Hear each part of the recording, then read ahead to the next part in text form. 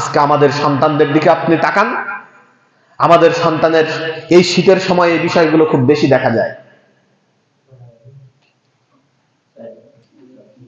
গরমের সময় থেকে শীতের সময় প্রায় 1.5 ঘন্টা সকালে সময় কম পাওয়া যায়। যিনি ভালো এলাকায় টিউশনি করেন, ভালো প্রাইভেট পড়ান, এই স্যারের একটার পর একটা ব্যাচ। আপনার সন্তানের যে টাইমে ব্যাচ, এই টাইমে আপনার সন্তান যদি মসজিদে কোনো টাকা দেওয়া লাগে না, পয়সা দেওয়া লাগে না, কিচ্ছু দেওয়া লাগে না, মসজিদের ইমাম সাহেব বরঞ্চ আদর করে যত্ন করে আপনার সন্তানকে কোরআন পড়ান, মাইকে যদি এই টাকা 2 দিন ডাকা হয়, 3 দিনের দিন আপনার বাড়ি থেকে অবজেকশন আসে, সকালে একটু আরামে ঘুমাই, সেটুক কেন ঘুমোতে দেবো না, আর এই ঠান্ডায় ছেলেপিলে মসজিদে জাতি বাড়ে।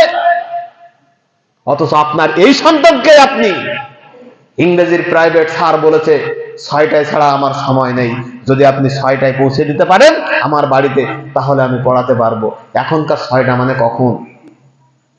আপনি নির্দ্বিধায় ফজরের আজান দেয়, নামাজের ধার আপনি ধারেন না, কিন্তু আপনার ছেলের ইংরেজির প্রাইভেট পড়াতে হবে, সায়েন্সের প্রাইভেট পড়াতে হবে, অঙ্কের প্রাইভেট পড়াতে হবে। আপনার ছেলে আপনার মেয়েকে, এই ছোট্ট ছেলে মেয়েকে শীতের মধ্যেও ডেকে উঠিয়ে সাথে করে নিয়ে আপনি পড়ানোর জন্য দিয়ে আসেন, কিন্তু কোরআন শিক্ষার আলিফ বাতা পড়ার জন্য আপনার ছেলে মক্তবে পাঠানোর সময় আপনার আমার হয় না। ঠিক কিনা? ভুল বললাম কথা? শুধু তাই না,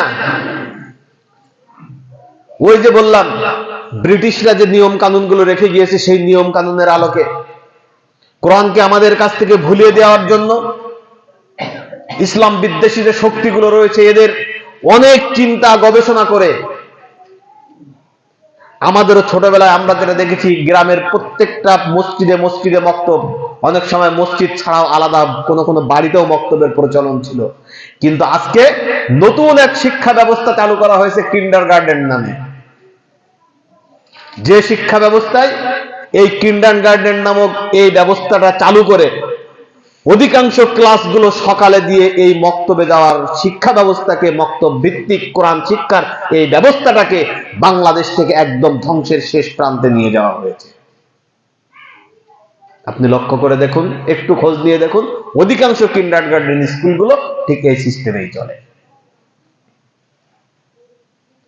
ব্রিটিশরা আসলে আমাদের মনের ভিতরে, আমাদের জীবনযাত্রার ভিতরে তাদের সংস্কৃতিগুলো এমন ভাবে দিয়েছে, যেটা আসলে আপনি কোনোভাবেই এই বিষয়গুলোকে বাদ দিয়ে আপনার নিজের জীবন চালাতে পারেন না।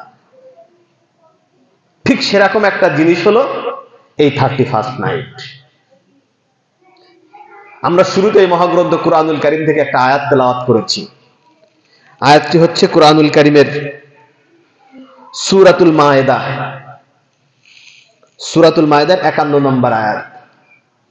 আল্লাহ রাব্বুল আলামিন এই আয়াতের ভিতরে আমাদেরকে বলছেন, ইয়া আইয়ুহাল্লাযীনা আমানু, তোমরা যারা ঈমান এনেছো, তাদেরকেই উদ্দেশ্য করে আল্লাহ রাব্বুল আলামিন বলছেন, সকলকে না। তোমরা যারা ঈমান এনেছো তাদের জন্য আমি আল্লাহ রাব্বুল আলামিনের পক্ষ থেকে কথা হলো, লা তাত্তাখিযুল ইয়াহুদা ওয়ান নাসারা আউলিয়া।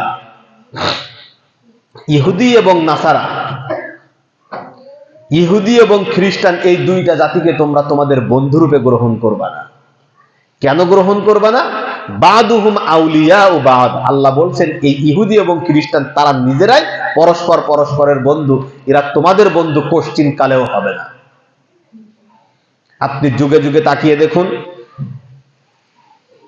শান্তি প্রতিষ্ঠার জন্য তাদের সাথে রাসূল করিম সাল্লাল্লাহু আলাইহি ওয়াসাল্লাম সহ, আল্লাহর রাসূল সহ পরবর্তী সময় যত চুক্তি হয়েছে, রাসূলুল্লাহ সাল্লাল্লাহু আলাইহি ওয়াসাল্লাম মক্কা থেকে মদিনাতুল মুনাওয়ারায় গেলেন হিজরত করে, মদিনা সহ আশপাশের সমস্ত এলাকায় শান্তি প্রতিষ্ঠার জন্য যে সন্ধি করলেন, এই সন্ধির ভিতরে ইহুদিরা ছিল।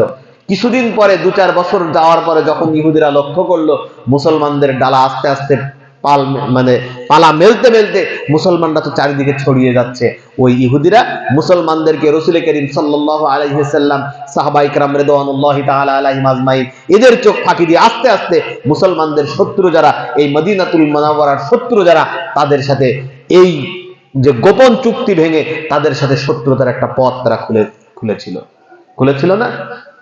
সে কথায় আল্লাহ রাব্বুল আলামিন বলছেন, বাদুহুম আউলিয়া ও বাদ। তোমাদের কল্যাণ দেখলে, তোমাদের উন্নতি দেখলে, তোমাদের উৎকর্ষতা দেখলে এরা সহ্য করতে পারবে না, এরা নিজেরা নিজেদের শত্রু। কিন্তু এরা তোমাদের কি করে দিয়েছে? এরা তোমাদেরকে যে কাজগুলো করে দিয়েছে, তাদের সংস্কৃতি তোমাদের মধ্যে এমন ভাবে ঢুকিয়েছে, তোমরা যখন এই বিষয়গুলোকে আঁকড়ে ধরো। আজকে আমরা যখন 31st নাইট পালন করতে যাই, আমাদের 31st নাইট পালন করার উপসর্গগুলো থাকে কি? প্রথম উপসর্গ থাকে একটা বিশাল বড় বক্সের, আপনার আমার চাইতে বড় বড় যে বক্স, এরকম একটা বক্স মাঠের মধ্যে। এই বক্স নিয়ে সন্ধ্যা থেকে বা বিকাল থেকে শুরু করি যে উচ্চ স্বরে গান, এই গান আপনার আমার জন্য রাসূলুল্লাহ সাল্লাল্লাহু আলাইহি ওয়াসাল্লাম হারাম করেছেন। পয়েন্ট ভিত্তিক আলোচনা আছে, কিন্তু যেহেতু সময় কম আমি জাস্ট সবগুলো একসাথেই নিয়ে যাই। এই গান বাজনা আপনার অর্থর মানে অপচয়, এই গানকে কেন্দ্র করে কারোর বাড়িতে যদি কোনো অসুস্থ রোগী থাকে, বয়স্ক মানুষেরা থাকে, সাধারণ যে মানুষগুলো থাকে, এদের এই যে গভীর রাত, এমন দেখা গেছে সারা রাত ব্যাপী তাদের এই যে প্রচন্ড আওয়াজে বাজা, অনেক আছে সারা রাত ঘুমাতেও পারে না এর জন্য। আবার আপনার আমার এলাকা ভিত্তিক তো এইটা, আপনার আমার শহরগুলোতে সাতক্ষীরা, খুলনা, ঢাকা, আনুষঙ্গিক বড় বড় যে শহরগুলো আছে, এই শহরগুলোতে হোটেল বুকিং করে ছেলে মেয়ে একসাথে, কার কি পোশাক তার কোনো এত্তা থাকে না, কে কি পরে এসেছে তার কোনো ঠিক থাকে না, কে কি খায় তার কোনো হিসাব থাকে না। রাত 1টা 2টার পরে ঘরের লাইট অফ করে দিয়ে উচ্চস্বরে মিষ্টি সুরের গান বাজিয়ে দিয়ে রাতের অন্ধকারে কে কোথায় কিভাবে কি করে কোনো হিসাব তাদের এই রাতের ভিতরে থাকে না। এই কাজগুলোই তো এই রাতের ভিতরে আমরা করে থাকি নাকি? সম্মানিত হাজিরিন, সম্মানিত উপস্থিতি, আল্লাহ রাব্বুল আলামিন পরিষ্কার কোরআনুল কারীমের ভিতরে নিষেধ করলেন, লা তাত্তাখিযুল ইয়াহুদা ওয়ান নাসারা আউলিয়া, তোমরা ইহুদি এবং খ্রিস্টানদেরকে তোমাদের বন্ধু রূপে গ্রহণ করো না। আর আজকে আমরা আমাদের জীবনের প্রত্যেকটি ক্ষেত্রে যখনই এই কাজগুলো যারাই করতে যাই, যে 2-4-5-7 জন এলাকায় উদ্যোগ নিয়ে মাঠের ভিতরে এই সকলের ঘুম, গ্রামবাসী সবার ঘুম হারাম করে দিয়ে এই উচ্চস্বরে গান বাজনা বাজিয়ে এই কাজগুলো করতে যায়, এদেরকে যে বাধা দিতে যায় তার নাম হয় আনকালচার। কোনো কিছু বোঝো না তুমি, সেলিব্রিটি আনন্দ করবে, তোমার কি দরকার ওখানে যে বাধা দেওয়া? বল, তাদেরকে বাধা দেওয়ার সাথে সাথেই আমাদের সমাজের এক শ্রেণীর সুশীলরা এইভাবে তাদেরকে প্রোটেকশন দেওয়ার জন্য দাঁড়িয়ে যায়। সম্মানিত হাজিরিন, সম্মানিত উপস্থিতি, যে রাতটা আমরা পালন করছি, একটা বছরের বিদায় নিচ্ছে, নতুন বছর শুরু হচ্ছে।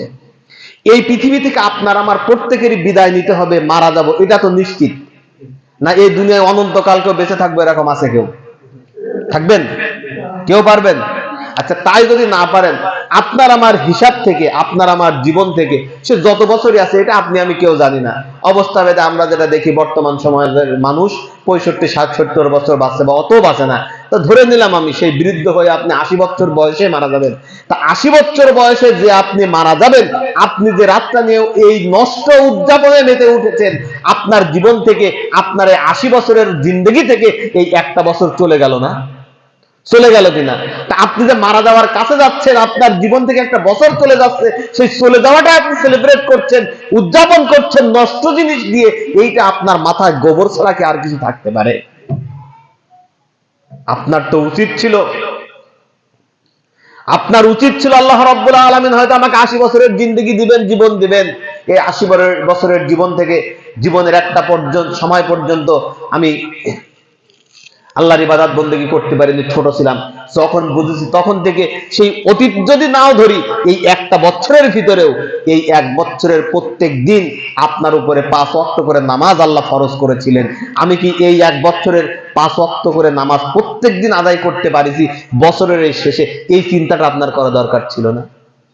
আপনার তো এইটা চিন্তা করা দরকার ছিল, এই এক বছরের ভিতরে রব্বুল আলামিন আমার উপরে যে বিধানগুলো ফরজ করেছেন, সেই ফরজ বিধানগুলো কতটা আমি আদায় করতে পেরেছি। আপনার উচিত ছিল এই এক বছরের ভিতরে এইটা চিন্তা করা, আল্লাহর ফরজ বিধানগুলো পালন করার পরে যে মুহাম্মদ সাল্লাল্লাহু আলাইহি ওয়াসাল্লামের উম্মত হিসেবে আমি নিজেকে দাবি করি, সেই রাসূলের সুন্নাত অনুযায়ী আমার জীবন কিভাবে আমি কাটাতে পারলাম। আল্লাহর ফরজ গেল, রাসূলের সুন্নাত গেল, নফল বা অতিরিক্ত যে বিষয়গুলো আছে, আমি আমার জীবনে কি পরিমাণ উপার্জন করতে পারলাম, আমল করতে পারলাম, এইগুলো তো আপনার দেখা দরকার ছিল। যে কাজগুলো আপনি করতে পারেননি, এই জন্য আল্লাহ রাব্বুল আলামিনের কাছে তওবা করে ইস্তেগফার করে ক্ষমা প্রার্থনা করে আপনার জীবন সামনের দিকে যেন আরো আল্লাহ রাব্বুল আলামিনের দেওয়া নিয়ম অনুযায়ী চালাতে পারেন, সেটা কিভাবে আপনি করবেন সেইটা দেখার দরকার ছিল।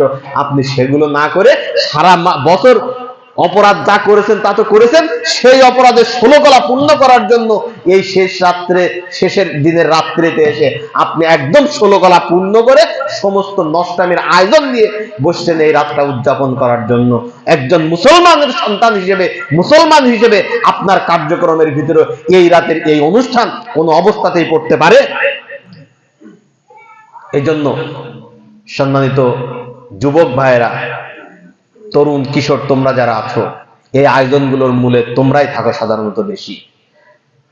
বড়দের কাছ থেকে সহায়তা নিয়ে তরুণ যুবক কিশোর তোমরা এই আয়োজনগুলো করো। তোমাদের কাছে কর জোড়ে অনুরোধ করে যাই, সামনের এই 31st নাইটে এই এলাকায় এই ধরনের কোন আয়োজন যেন ঘুণাক করেও করা তো দূরের কথা, তোমাদের কল্পনাতেও যেন না আসে। কারণ একজন মুসলমানের সন্তান হিসেবে এই বিজাতীয় সংস্কৃতিগুলো, আজকে তুমি যদি এই কাজটা তোমার মনের ভিতরে যত আশা আকাঙ্ক্ষায় থাকুক না কেন, তুমি যদি এই কাজটা থেকে দূরে সরে থাকতে পারো, হয়তো আল্লাহর কাছে এই একটা দিনের এই নষ্ট সংস্কৃতির এই জায়গা থেকে ফিরে আসার কারণে রব্বুল আলামিন তোমার জীবনটাকে সমগ্র জীবনের কার্যবলকে সর্বোচ্চ সফলতায় পর্যবেসিত করতে পারেন। এই জন্য কোন অবস্থাতে এই জন্য এই ধরনের কার্যক্রমগুলো এই দিন আমরা কোনোভাবেই না করি। সর্বোপরি যে বছরটি আমাদের মাঝ থেকে বিদায় নিচ্ছে, আমরা প্রত্যেকেই আমাদের নিজেদেরকে নিজেদের মনের আয়নায় একটাবার কল্পনা করি, আল্লাহ রাব্বুল আলামিন আমাদেরকে যেভাবে চলার আদেশ করেছিলেন সেভাবে আমরা চলতে পারলাম কিনা, আল্লাহ রসুল যে সিস্টেমগুলো সুন্নতগুলো আমাদেরকে দেখিয়েছেন সেই সুন্নতের আলোকে আমরা জীবন পরিচালনা করতে পারলাম কিনা, আমাদের জন্য আল্লাহ রসুল যে নফল আমলগুলো দেখিয়েছেন সেগুলো আমরা আমল করতে পেরেছি কিনা। যদি না পেরে থাকি, আল্লাহর কাছে তওবা করে ইস্তেগফার করে সামনের দিনগুলো যেন আরো আল্লাহর দেওয়া রসুলের দেখানো বিধান অনুযায়ী ফরজ, ওয়াজিব, সুন্নত, নফল এর আলোকে আমাদের জীবন কাটাতে পারি। আল্লাহ রাব্বুল আলামিন আমাদের সকলকে সে তৌফিক দান করুন। আমরা বলি আল্লাহুম্মা আমিন।